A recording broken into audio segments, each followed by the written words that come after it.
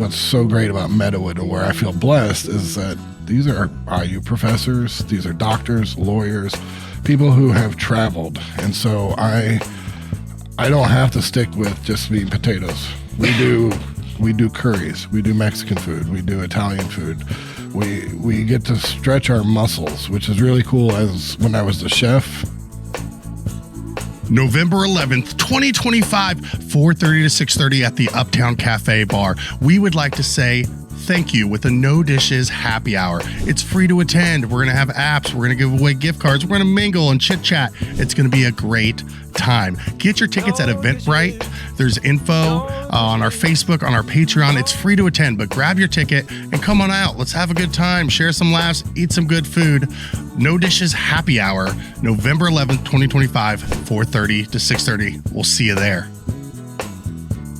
Welcome to season 9 of the No Dishes podcast, presented by our friends at Game Day Men's Health. They have a wide variety of services. You can find out more at GameDayMen'sHealth.com. I've been seeing them for 5 months, have lost over 50 pounds, but they do so much more than just weight loss. We're so appreciative to them of showing their support for the local restaurant community and highlighting the people that make it go. DJ, spin that track.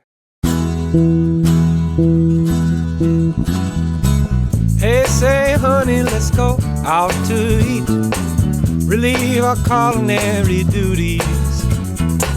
With all these restaurants to sweep us off our feet, they're bound to turn us into foodies. No dishes, no dishes, no dishes. We'll have a bottle of wine for lights and have a good time. No dishes, no dishes.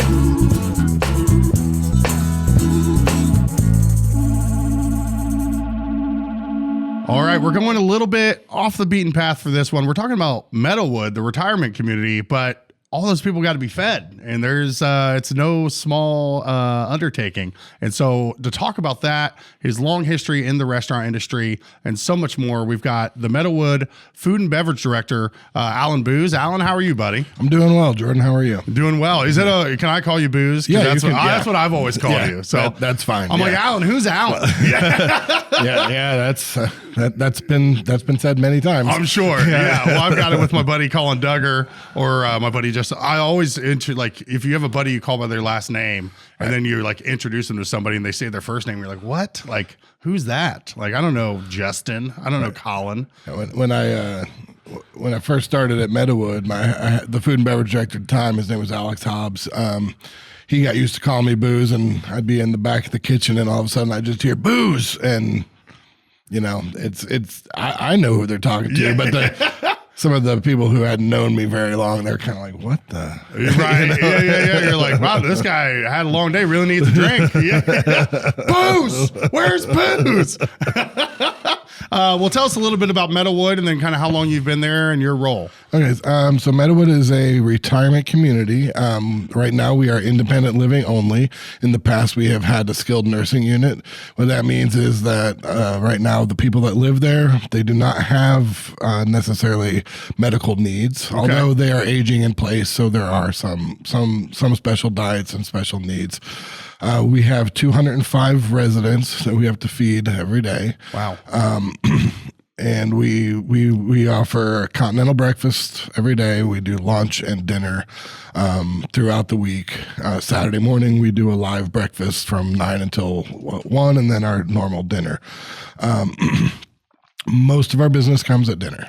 Like tonight we did probably the kind of a slower night. We pushed through 130 from 4:30 until 7. Okay, yeah. I was going to say I figured it was an early start time. It is an early start time, but what people would be surprised about whenever you walk into Meadowood, it is white tablecloth. Okay. It is full setting. You know, the silverware is full setting. Yeah. Glasses. I mean, it is a nice restaurant. The servers wear. That's there you go. That's beautiful. Yes, that's a nice, very nice picture. That is a picture of we call that our garden room, because as you can see, it looks right outside. There's a garden that it overlooks. The rest of the main dining room is off through those windows. The dining room, that garden room seats about 24, maybe 30, depending on how we set the seats up. And then the rest of the dining room, a total with everything included, we seat 138 people at one time. Okay. So we do have to turn tables on some nights, right? But Yeah, when you have 205 residents. Right, yeah. But thankfully, a lot of people come. There's some people who come to lunch, some people who come to dinner. And the people who come to lunch, they primarily come to lunch. The people who come to dinner, they primarily come to dinner. Lunch is more what you would consider home style food. We do a lot of sandwiches. We used to call it country cooking because our morning cook for years that I worked there, that's what he came up in. He owned his own restaurant over in Nashville, and so he did a lot of that, like beef and noodles and things like that. So that's kind of what we gear at lunch: potato chips, fries, sandwiches, flatbreads. Then at night, it just depends. Since we're feeding the same people every night, we run what we call a cycle menu. Okay. So we run a 4-week cycle. The menu changes every day. Now we do have always available stuff, like big chicken, big fish, things like that. But so tonight our menu was a lamb stew with coconut shrimp, or a turkey skillet was our third option. And then we had asparagus, basil zucchini, and Lyonnaise potatoes. Dessert was carrot cake. I mean, so and we also do beef tenderloin and a lot of salmon. And so it is not what you would consider, people here, retirement community, and they think we're pulling stuff out of the freezer and throwing it in the oven. That is not what we do. We prep as much fresh as we can. We use fresh vegetables. We break down our beef tenderloin ourselves, our prime rib. So what we're giving them is quality. I know I'm going to throw some numbers out. Please do. My budget is $8.56 per person per day, which doesn't sound like a lot, but if you multiply that by 205 people, right, all of a sudden I've got a lot of money that I get to spend. Yeah. Right. So it's a very interesting and challenging job because we are feeding the same people every day. Yeah. And so we have to, the menu changes. They don't. Right. Yeah. It's so interesting. It's so different than your typical like kitchen manager at a restaurant. Right. There's all these different variables. I mean, you look at the restaurants that are really proactive about changing their menu, and it's 4 times a year. Right. You're changing your menu all the time. Right. So that's got to make ordering a pain in the ass. Yes. The rhythm of preparation with you and your line cooks, it's fascinating. And that's why I wanted to have you on here. Because I was like, dude, this seems like a cool thing to talk about and learn the ins and outs of what it's like serving so many different people every day. Now, when we run a menu cycle, we run those 4 weeks. We will run those 4 weeks for usually about 4 or 5 months, and then we switch. So when we rewrite a menu, it's not just rewriting a menu; it's rewriting 4 weeks worth of menus. Yeah. Now we work with a company called Compass, which is a national. They're part of the Unidyne Corporation, but Compass is paired with us, and they help us. That's who we do our ordering through. They help us with our financials. They send menus to me, but then I get to look at what they send, and I can change what I want to do for our facility. Yeah, because your specific clientele better than they do. Yeah, right. And so the company that owns us, we have 108. I think there's 108 buildings across the country. Okay. Some of them are small, and we're one of the bigger ones. We also we're a premier. We are a little more upscale. Right. I have worked at other facilities to help out, and this is a lot of those residents. They want meat and potatoes, right? That's what they want. And that's great. We still, what I can say about the company and what we do, no matter what facility, we try to keep that fresh food, that ideal going. But what's so great about Meadowood and where I feel blessed is that these are IU professors, these are doctors, lawyers, people who have traveled, and so I don't have to stick with just meat and potatoes. We do curries, we do Mexican food, we do Italian food. We get to stretch our muscles, which is really cool. As when I was the chef, it was really cool to be able to write those menus, like the special menus, because we do special parties all the time. If there is a holiday, we do it. We do a Mardi Gras celebration. Yeah. We do Valentine's. We do St. Patrick's Day. Any excuse to do something special for the residents, that's what we do. That's awesome. Right. It is. It's I feel like, it's a chance to make a difference in people's lives. And get to know them. So it's a sense of community. I worked in local restaurants here. I worked in fast food. I've worked in pizza places. And I obviously enjoyed doing it. That's what kept me in the business. But when I started out there, you asked how long I've been there. I started there in 2002. Okay. So I've been with Meadowood for 23 years. Really? Okay. I had no idea. Yeah, I think maybe I just saw your promotion, because how long have you been in the food and beverage director role? 3 years. Okay. See, that's what I remember. Right. I guess I didn't realize that you had been with them for so long before that. Yeah. I started as a line cook, and then I became the executive chef, and I was the executive chef for about 18 years. I was a line cook for a year and a half, and then I took over. And when the opportunity to step into this role, I finally took it. I had a couple chances. I liked cooking. I'm like, I don't want to do the office work. Right. But a lot of things kind of coincided with my life, that there was changes that needed to be made, and also an opportunity to do something different, and let's face it, I was 50 years old at the time. This is hard on the body. Oh yeah.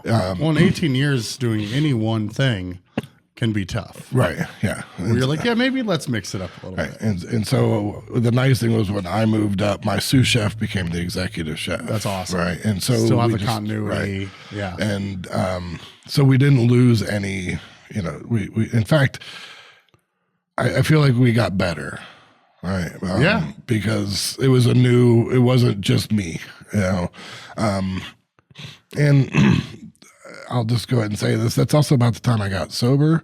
And so my attitude changed a lot. I stopped thinking this is my kitchen, and I started thinking a little bit broader. And I'm like, no, this is our kitchen. Yeah. And then I got a chance to help Chef Juan, really spread his wings and show what he can do. And then, it's just a different, a different perspective from the chef always is going to be a good thing. Of course. Well, and just the fact that you guys got to move up together, and you already have that working relationship. You already have that respect. You're trying to bring in a person and they don't know your background, or they don't know that you kicked ass for 18 years doing what they're doing. And he got to see that firsthand. Right. So I think that's extremely valuable. Now, so is Meadowood, it's over on East 10th Street, is that right? No, that's another. Okay, I'm sorry, my bad. I'm sorry. That's okay. I shouldn't have guessed. We are located, you can get to us off the bypass or off of Dunn Street. We're kind of stuck back. The campus is absolutely beautiful. We've got an apartment building, then we've got 4 neighborhoods of what we call garden homes, little cottages that people live in. Oh yeah. It is. I was but thinking. Right up, as you can see, right up next to Lake Griffey. So you can go from. There's actually the new trails that they put around Lake Griffey. You can walk from Meadowood to those trails, and you can hit the nature preserve. Oh, that's awesome. So it's you feel like, even though you are right in the middle of town, I mean, we're right across from the stadium. Yeah, you're right there. You're right on the cusp. But it feels like you're in secluded. your own little world. Yeah, well, that's the thing is, I've lived in Bloomington for 16 years, and I don't think I've ever driven back into Meadowood. Yeah. Maybe once, but I don't. Yeah, because it's like, I know I've seen the signage going north on Dunn. Right. Like, turn right here to go to Meadowood. Yeah. But I don't think I've ever had a reason to drive back in there. But even, Gary, I don't know if you can share this on the screen, but like, you can just see from this aerial satellite view how secluded it is. Again, you're right off the bypass, but you just got forest and trees around you in Griffey, and it's awesome. And I'm sure the residents love that. Yeah, they do. And it's really easy to, we're constantly getting new people moving in. And even though I'm the food and beverage director, I share roles. We have a great marketing person, salesperson, but if like this last weekend, they were busy and we had a walk-in tour and then a tour for people that was their third time coming. It's really easy to sell the place when they've been there 23 years. Right. And I believe in what we do. Right. Of course. I know this is a food podcast, but our activities, what we do for them, the residents kind of joke and say we're a dry docked cruise ship, because if you can't find something to do every day, we have exercise, we have Tai Chi, of course, we have a bingo, but we also have a euchre club. And the nice thing is, since a lot of them are affiliated with the college, they got used to going to the ball games. They got used to going, not just the basketball and football, but volleyball, soccer, swimming meets. And then we will our bus will take them, drop them off, pick them up. Wow. Go to the MAC for recitals. We are also, right across from our dining room is a room that is an official recital spot for the Jacob School of Music. Okay. So we get recitals in there almost every Tuesday night. Oh, wow. Right. So that's so cool that they still have those opportunities, and they're so close. They're right there, and just describing it as a dry docked cruise ship is so cool. Right. And yeah, so it's a very rewarding place. And I do stand there, like I could talk about the food and what we do all day, because it is a very interesting, so we do, like I said, we do holidays, but like, okay, just tomorrow I have a special event. I know this is going to be delayed, and this is going to be done by the time you guys see this. But my day tomorrow, we're doing a Blue Zone presentation. I don't know if you've ever heard of Blue Zones. No.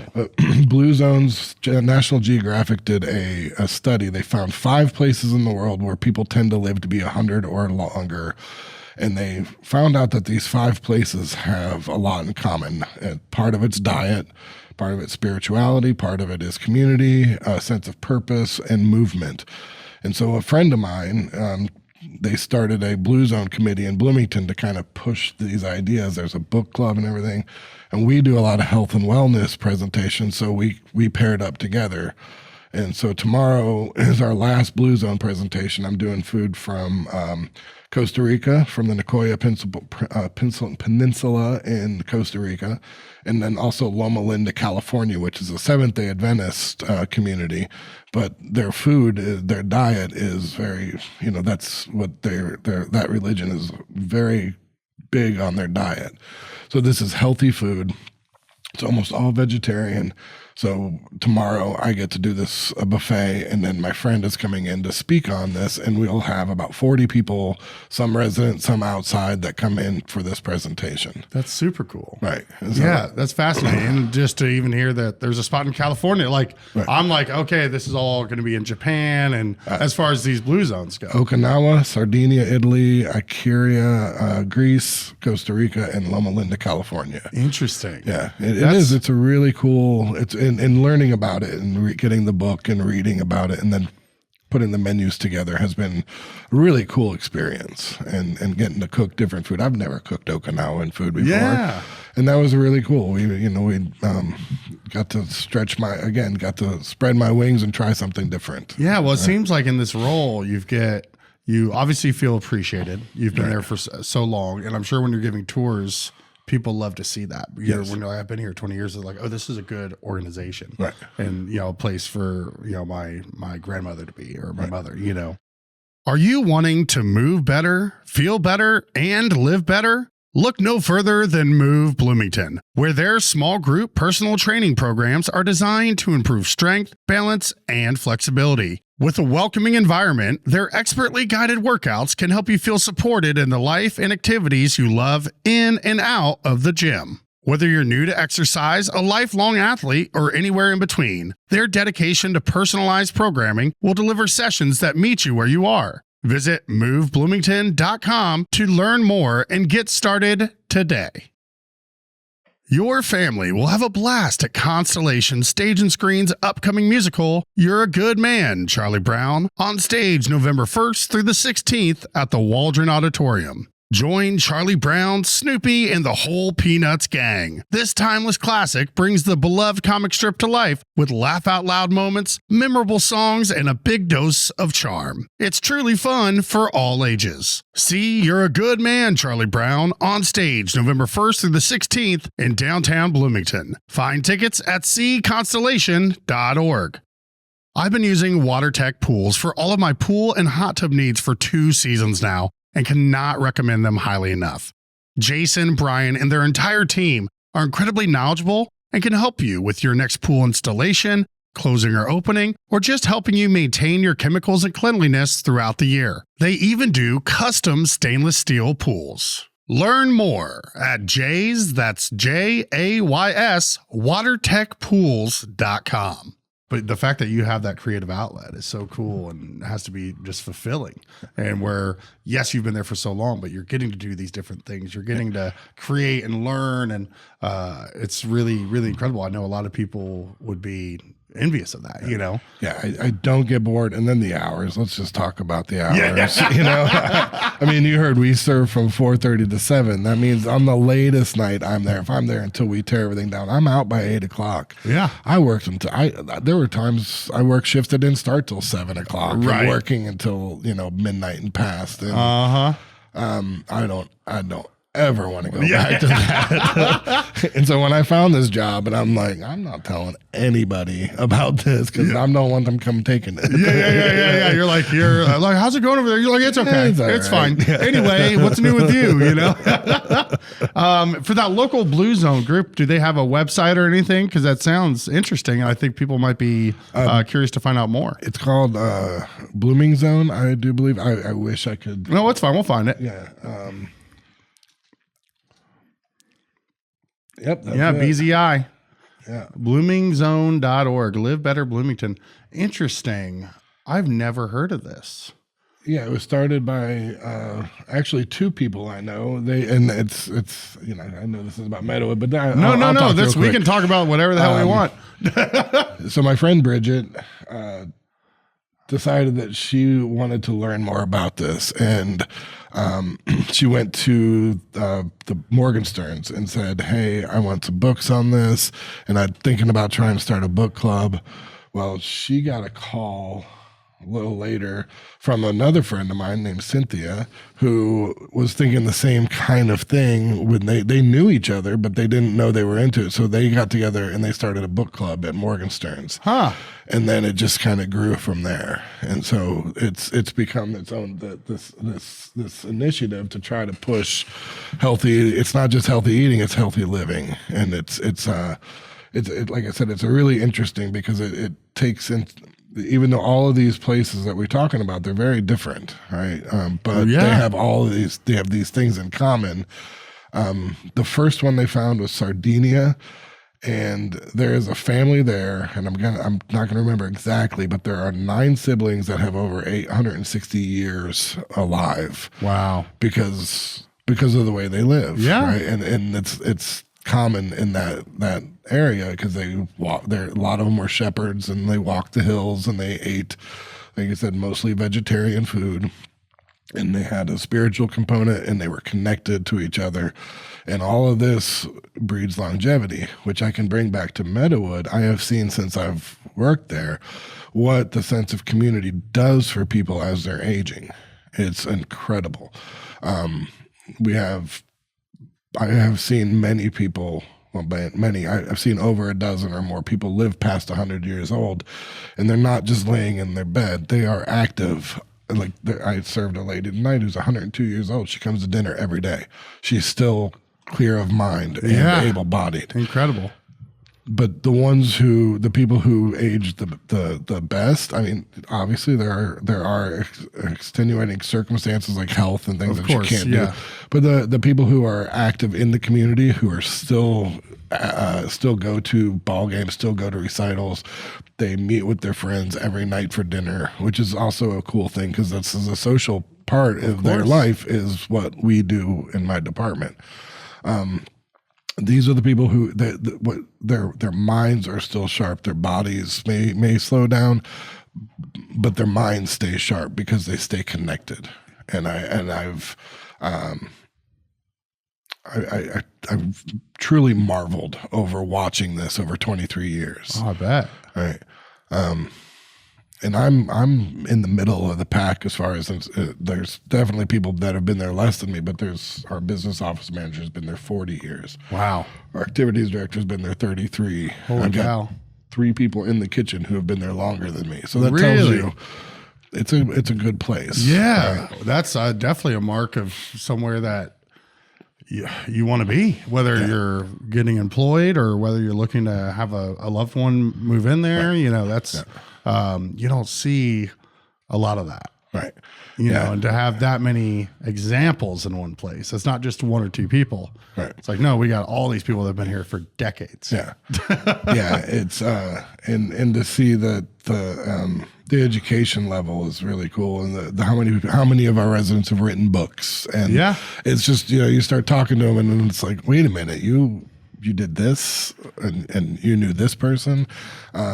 This one guy has passed away since, but I grew up in Kansas. That's where I grew up from high school. Okay. So I'm a big, excuse me, IU fans. I do like the Hoosiers, but I grew up a Jayhawk basketball fan. I think there's nothing wrong with that. And one of the residents was good friends with Fog Allen, who was, Fog Allen Fieldhouse. Of course, he coached Adolph Rupp. He coached Dean Smith. And to be able to talk to him about these people, even, you know, sit down and have dinner with him and talk to him about it was a highlight of my, you know, of working there. It's like, oh my God, this guy knew, you know. So he told me stories about the way they practiced and the things that they did before other teams. So it's like, you know, I mean, where else are you going to find stuff like this? Yeah, you know? well, I'm sure. Yeah, that's just one example of many. So many fascinating individuals that have walked through those doors and lived there, and they've got a full life of experiences and stories to share with you, which is incredible. Yeah, it is. I feel very lucky. I feel like that I stepped in there, and as with so many things in my life, I moved to Bloomington in 1996. I was going to be here for maybe a year. Right. Classic as it goes. And I never went to school here. I came here actually to my parents moved here, and I was working I was working at Wendy's when I was in school. So I got a job at Wendy's when I was here. But their next door neighbor, they lived in a duplex, and we're going to go back in the history, start a little bit of my history in the restaurant business here in Bloomington. Their next door neighbor was a man named Tad DeLay. I don't know if you've ever heard of Tad. No. Tad DeLay owned Opie Taylor's when it was by the Bluebird back in the day. So he owned it. So I started working for him. And while I was working for him, I went back to school, and he decided he was going to open another restaurant. If you remember the Limestone Grill, yeah, I've heard of it. I didn't, and that's where Bangkok Thai is. That's where Bangkok Thai is. Yeah. So Tad decided he was going to open that restaurant. So he called me when I was in school. He knew I'm not the best student in the world. You and me both, buddy. Right? I got kicked out of some of the finest institutions in the United States, you know. But I was at Ohio University, and he called me. He's like, "Hey, I'm going to open a restaurant. Would you want to come over and learn how to manage Opie's for me?" I'm 24 years old. I'm like, sure. Yeah. So by the time I'm 26, I'm the general manager of a restaurant. Now, that's awesome. Nobody is ready to do that at 26, right? But I did. I survived, and we did well. And I learned a lot from him. He's where I never went to culinary school, but I learned everything I could from him. And then I worked for him until 2001. And then I stepped away and I went to Upland for a brief period of time. I worked there. I was the kitchen manager there until the job at Meadowood kind of opened up. I took a step down to be a line cook, but it was 40 hours a week. It was full benefits, and the pay was comparable to what I was getting paid to be the manager. Right. And I'm like, hell yes. Yeah, where do I sign? Yeah. Didn't realize I was also like, well, I'll do this for a year or two, and then I'm going to move on. And 23 years later, here I am, right? Well, that's good, man. So many people spend their whole lives searching for a good landing spot. You know, that's how I felt with the Moose at 11 years, where I was like, never anticipated working ice cream because I always was in full service restaurants, and loved full service, and that just I really enjoyed it. So you never know where life's going to take you. No. It's always got a different plan than you've got. I've learned not to fight it, to just go. Yeah. Just Well, you beat me to the punch. That was the perfect, because that was where I was about to go next, was tell us about kind of how you got to where you are now. So thanks for filling us in on that. You got some OG credit though. Yeah. I mean, Opie Taylor's, Upland in the early 2000s. Right. Yeah. You know, that's, those are institutions. Yes, Or Opie's was. yeah. Yeah. And I worked at, like I said, I started at Wendy's. Actually, my first job in a restaurant was working at Marco's Pizza in Northwest Ohio. I learned a little bit there, but then I started working at Wendy's, and you know, I do not ever discount what I learned working in fast food, the organization, the pace, learning how to actually, you know, to be, like I said, organized, not just the organization itself, but to be organized on how you do things. Yes. And systems. And so I've taken that with me 30 years. I started there when I was 20, so 33 years later, I'm still using things I learned in fast food. So I don't ever look down on it's a hard job. Like people that work in fast food, it's a hard job. It's fast paced and it's low pay, and, but you don't have to stay there. Right. Right. You know, you can move on, and you can take what you learn there and take it. And there is a lot to learn. That's how I always talk about my experience at like O'Charlie's. Right. You know, these large chains maybe don't operate in the best interest of their staff, but they sure as hell got their processes down. Yes. You know, and you can learn about being organized as you go, the order of operations on how you do things. Right. This hand's doing one thing while this hand's doing another. Yes. And just that pace. I swear that pace is like something that is very hard to teach. Yeah. You know, of just that extra gear, like let's go, while still it not being just pure chaos. Right. You know? Yeah. It feels like chaos at times. And that's another thing I love about the job I have now is, even at its most chaotic, it is nothing like being on the line, right? It's almost it's the best way for anybody who's done catering. That's a lot of what it feels like. Only you don't have to take the food anywhere. Yeah. You're right there. But it feels like more of a day in, day out catering gig. Yeah, it's exactly. Yeah, that's interesting. Yeah. That's cool, man. And we prep a day ahead for, you know, so if we've got to slice a bunch of potatoes, we slice them a day ahead so that you're not behind when you come in. Right. But we cook fresh daily, right? So you cut your broccoli the day before, you know, all of that stuff that has to be done. We have dishwashers, but we call them utility because they are by no means just doing dishes. They're doing so much more. They're doing so much more, and they are as valuable as our executive chef, because if they're not there, things don't run right. 100%. I was just talking to someone about that the other day, about working in the dish pit, because I worked one shift. Yeah. Where it was just like, it was back when I was a host and a busboy at the O'Charlie's here in town, and they really needed someone to be a dishwasher for like I can't remember if it was a lunch or a dinner. I'm like, yeah, cool, I'll cover it, whatever. And man, talk about getting your ass kicked, man. Yeah. And especially in a corporate restaurant, shit's just nonstop, just trying to stay ahead. And I always loved Luis, who was our main daytime dishwasher. Didn't speak any English, but just like always had a smile on his face and just worked his ass off, and had a whole new respect for how well he was able to keep up with shit. Once you did it once, you're like, oh, okay. Yeah.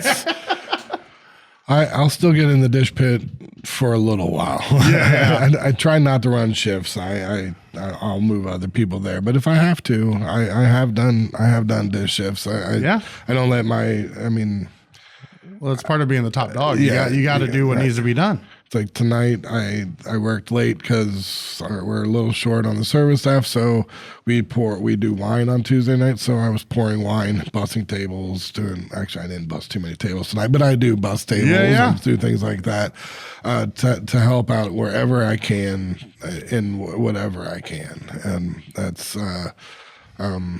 it's important to me to. That's how I think a leader should. Yeah, you're leading by example. Right? I see you doing it. You're not asking them to do anything that you're not willing to do or that you haven't done already. Right. Now, that doesn't mean that I'm always, we all have our days. Oh, 100%. Yeah. But it's really nice. Our team does work really well together, and it's, you're with these people all the time. So, of course, it's like a family. You're going to have little tiffs and everything, but we also get over it. You pretty get through quick. it. You get through it, and then, that's how it is with a lot of restaurants. I'm sure even more so when you have that, continuation together over so long. Right. But yeah, man, it's just part of the industry, buddy. Yeah, it can take a toll on you. And restaurant work's not for everybody. We've talked about on this podcast a ton. It's a special type of person. That's not better or worse, but it's a specific, specific type of person that enjoys restaurant work. Right. That's a little bit crazy, like you and I are. Yeah, a little insanity goes a long way in this business. You gotta be a sucker for pain, Season 9 of the No Dishes podcast is presented by our friends at Game Day Men's Health. I've been seeing them for the past 5 months and have lost over 50 pounds using tirzepatide. But they do so much more than just weight loss. Whether you're suffering from fatigue, loss of motivation, poor sleep, or other wellness concerns, Game Day Men's Health can help. Check out GameDayMen'sHealth.com today to schedule your free testosterone test and consultation to get yourself back in the game. Better business, better community. For over a century, the Greater Bloomington Chamber of Commerce has been a cornerstone of business growth and community development. They are dedicated to helping local businesses thrive. Their business is all about your business. Join the Chamber today. Call 812-336-6381 or visit chamberbloomington.org to learn more. But I know, you and I have talked about it, where we've both, gone sober and quit boozing and no pun intended. I get it all the time.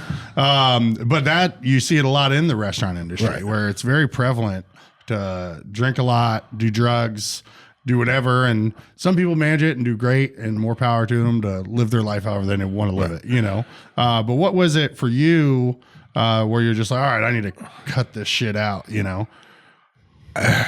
was a combination of things. One, I didn't enjoy it anymore. Yeah. Right? It was something I did, but it wasn't. I wasn't getting any enjoyment out of it. More just habitual. Yeah, it was habitual. It was very much habitual. I smoked a lot of pot and drank. That was the main thing. And I thought, I can do my job like this. And whenever you've been doing the same job for 18 years, I could do my job. To a degree. Yeah. Right, to a degree. But it started affecting like my personal life. My dad was really sick and he passed away. And there was some things going on at work at that point with like the food and beverage director that was there. He left kind of abruptly and things got thrown on me and I just couldn't do it anymore. And something had to give. Yeah. And that's basically, I was just like, well, let's try this sobriety thing. And I talked to my therapist. They helped convince me. I started going to sobriety meetings and started just doing what I needed to do. To learn how to live without that crutch. Right. Because that's what it became. Absolutely. And I have found, what has worked really well for me is that daily practice of meditation and just a different kind of community and just being open to not being in control and charge, going back to what I said earlier about this is my kitchen. That kind of started those two things kind of coincided. It's like, well, I have to let go, right? I have to let go. I'm trying to control everything. And when I tried to control everything, I was in control of nothing. Yeah. You're just going to drive yourself insane because it's impossible to be in control of everything. There's always going to be things that happen outside of your control. Yes. And so I made that choice and I've done what I needed to do. And I can just say that life is exponentially better this way. Right? It doesn't mean that things don't happen in my life. I just handle them in a different manner. I don't need to get drunk. I don't need to escape. I've learned to face things as they come and not worry about what might happen, which is another thing. You know, it's like that one day at a time mantra really does mean I don't have to worry about tomorrow, and I definitely don't have to worry about yesterday. Right. Yeah. Right. No, that was one someone told me where they're like, it can seem like such a big task, such an overwhelming mountain to climb. And if you just say, I'm not going to have a drink today, and I might have a drink tomorrow even, which I know that could be, but like, that's how he looked at it. Like, I'm not even ruling out drinking tomorrow, but if you just say that every day, you're good, you know, and it's just taking it one day at a time. Because I don't know about you, but you know, when I was in the way I used to live was I would worry about what was going to happen 2 weeks from now and not be anywhere near the present. But at the same time, I'm worrying about stuff that happened 10 years ago, you know, and using that as an excuse for why I'm behaving this now. And it just became, it was so muddled. Right? Yeah, 100%. Life was just so muddled. there was no clear answers to anything. And I'm not saying I have clear answers to everything now, but I have a better idea of how to handle things. Oh yeah, absolutely. And I still catch myself looking ahead and getting anxious, looking back, having regret, or embarrassment or whatever about whatever scenario. And it's a process. Like, I still feel like, I swear to God, I'm at like 3 years and 2 months now. I still feel like my brain is like healing. Yes. And I'm like still kind of getting back to full strength. Because I remember 6 months in, I was like starting to feel kind of, you know, a little bit more myself. And then like at a year, you think about where you were at 6 months, you're like, oh shit, I was still a shell of myself. Yeah. And it just keeps going and going. And yeah, my life has gotten exponentially better, like 10, 20, 100 fold, you know? And so it's wild how much can change with one small but big change, you know? And we're right on the same path, because I hit 3 years in 2 weeks.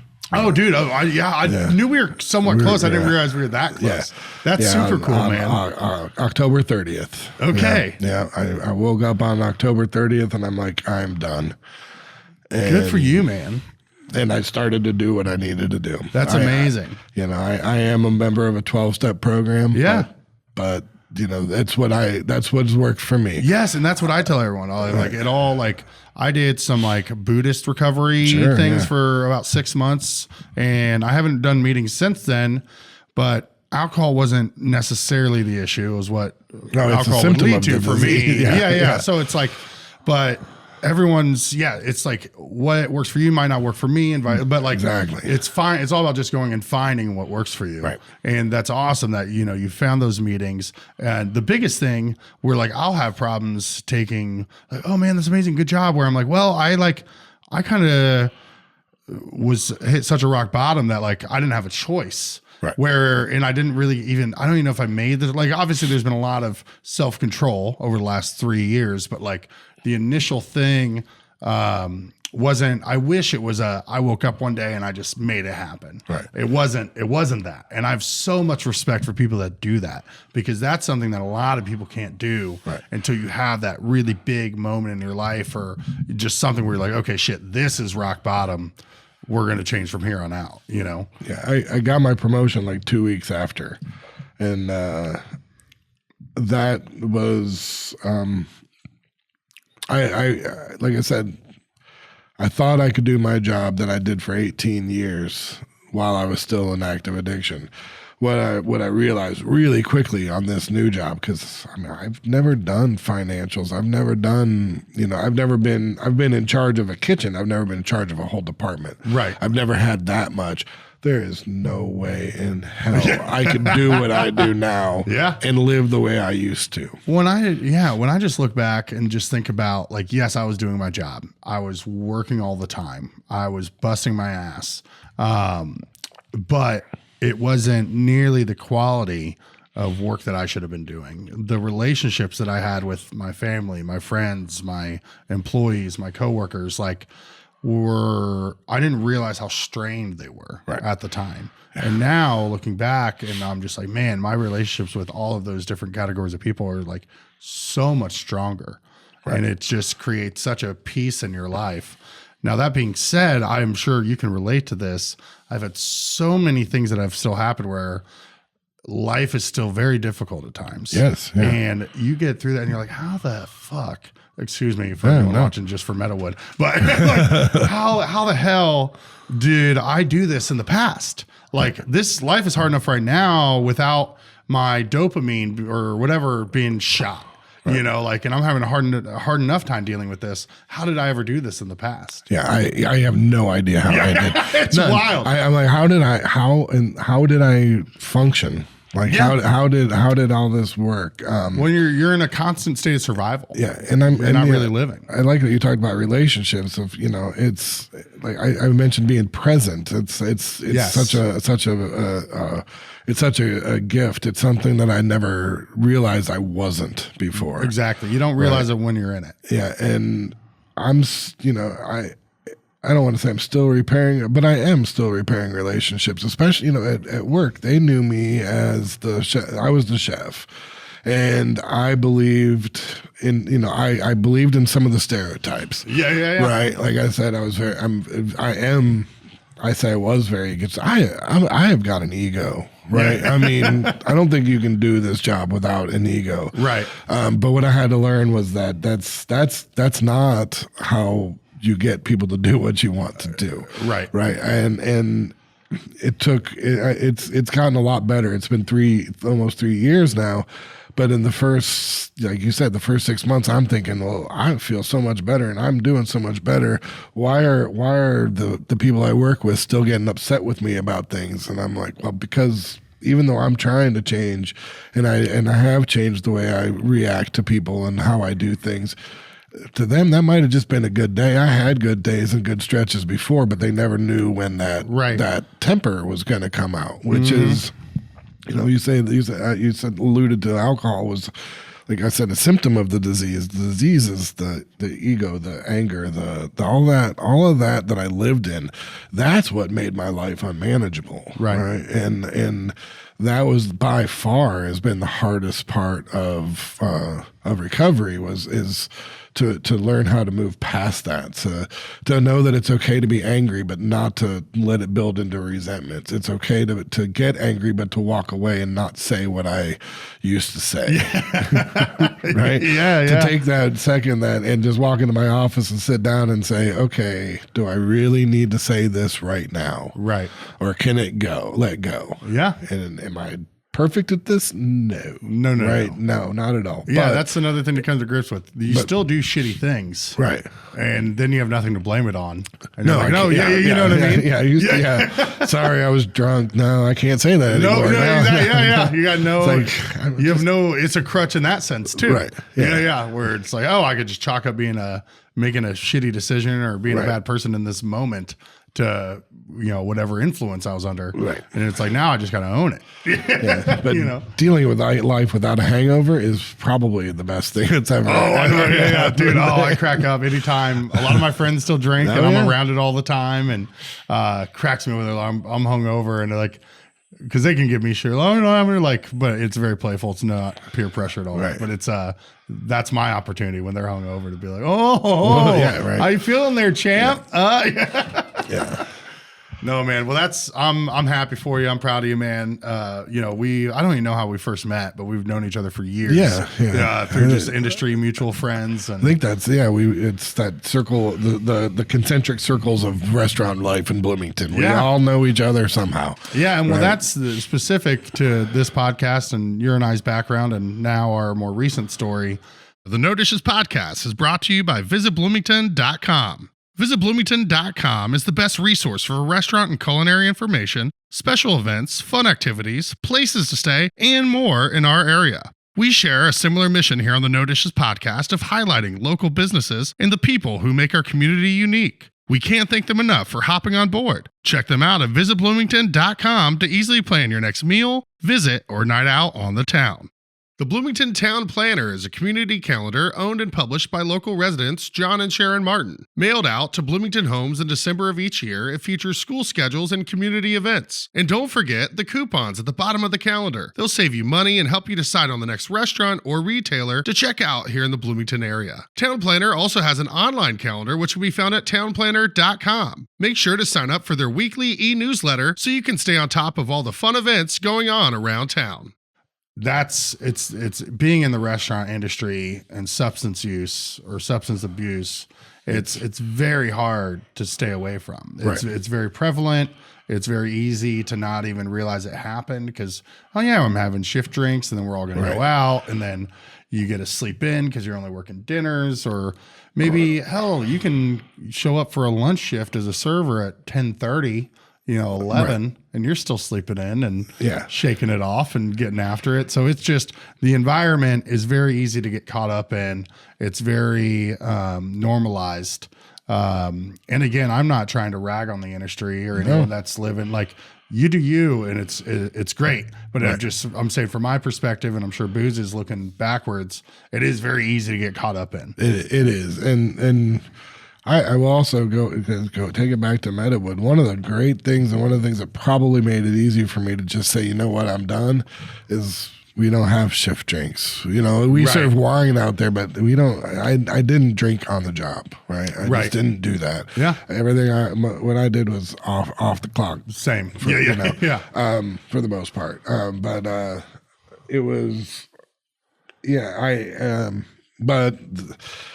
What I was able to do is go out early because I'd be done at 6:30, so I can hit that, and I can still be in bed by midnight. But by the time everyone else is getting off work, you're already feeling pretty good. Yeah. So I got to learn. I got to meet the lunch crew. I was gonna say that you read my mind because I'm thinking about like Alley Bar. And like you got your old timers that go in there at 4 or 5, and then there's like a shift change. And then you get your younger crew that's coming in, and it's two different groups. So with when you were getting off, you're probably hanging out with this group and then staying through this group. Yeah, I only worked at Upland for about 6 months, but that became, there was a lot of family there. That was like the people that I hung out with. So through my 30s and into my 40s, I spent a lot of time after work just sitting there and I don't look back with regret. I don't. Right. I mean, I am where I am. Thank you. And I am where I am because of what happened. I feel the exact same way. If I could have continued to drink like that, where I'd have a few and then go home, that would have been great. But that's just not how I ended up. That's it's not how I ended up. What I ended up was, if I went out, I never understood. My dad was, he drank, but he had pretty much quit by the time I was 5 or 6. And when I was a teenager, and I asked him, why don't you drink? And he'd just say, one's too many and 20's not enough. And I'd laugh. I thought it was funny. Yeah. I finally understand what he means. That's so good. It's like, oh, damn it. One's too many and 20's not enough. That's so fascinating, man. And so I come by this somewhat naturally, right. And I was warned, hey, this runs in the family. You might want to watch it. And I'm like, but I'm different. Right. Yeah. So I'm back to the ego. Yeah. You're like, I got this shit. Yeah. So, but it's weird to say that, I hear it all the time. I'm grateful that what happened, because now I have a chance to live life the way I want to. Right. Yeah. Not the way I felt I was forced to because of what. It's like a whirlwind. Yeah. No. Absolutely. I look back the same way, where I'm like, man, I wish I got my shit together earlier. Than when I did. But it's. But I'm also very happy with my life and where I'm at. And that might not be the case if any of those things were different. So, yeah, man, it's an interesting perspective you get. And it's cool that we have that shared experience of damn near the exact same amount of time, like where we are. But cool, man. Anything else you want to share with Meadowood or to anyone listening before we let you go? Well, I know this is going to get watched by some of our residents and some of, because once they find out I did this, they're going to find it. Yeah. And so I just want to say that I am so grateful that I ended up there, and that the people that that it is such a great community. The people I work with, the people that we work for, there's companies that sign our checks, right? I work for Meadowood. I work for. It's not that I don't care about the company. They've got to get what they need to keep us running. Right. But what I go to work for every day, and what keeps me happy at work, is the residents and the people that we do this for. Gratitude is not a big enough word for what they've given me in my life. So yeah, it's such a completely different thing than I ever thought I would be, or where I would be. I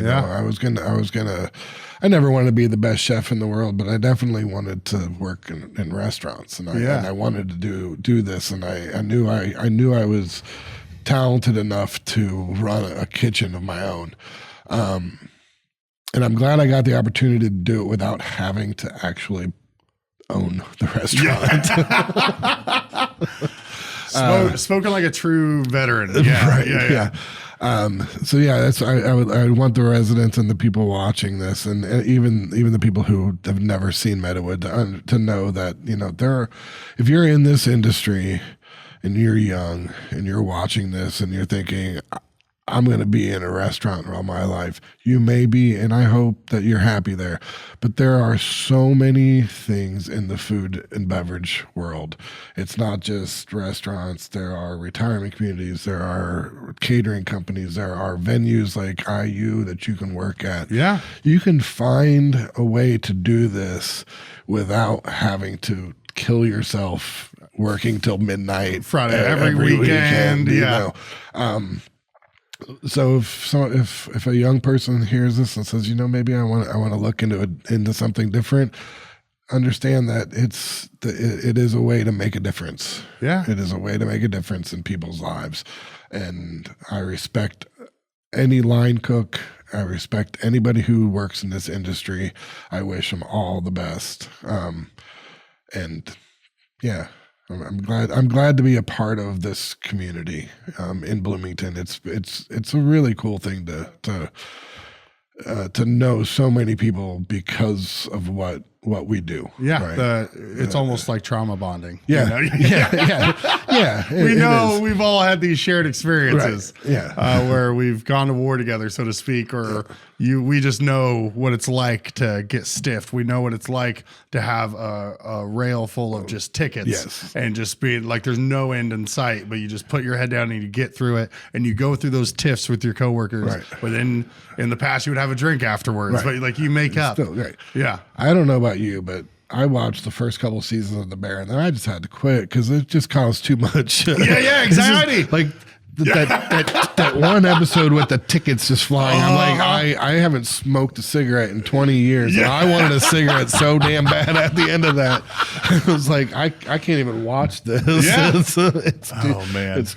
too close. Right. Yeah. You're like, this is a little too realistic. Yeah. Well, Booze, thank you so much for your time. Thank you for sharing your story. Your passion for Meadowood just comes through so much. And, without even stepping foot there, I feel like I have a connection there, and I can just tell that it's a really special place. So thank you for taking the time to come and share it with us. Yeah, absolutely. Thanks, Jordan. Cheers, buddy. Yeah, thanks.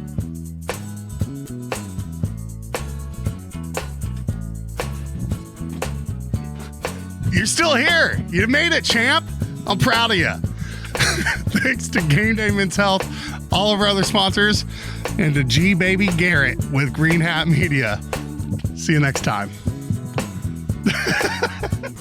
This episode of the No Dishes podcast was recorded, edited, and produced by Garrett Portinga of Green Hat Media in beautiful downtown Bloomington, Indiana. No dishes.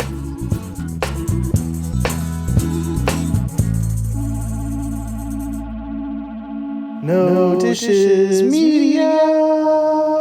No Dishes Media.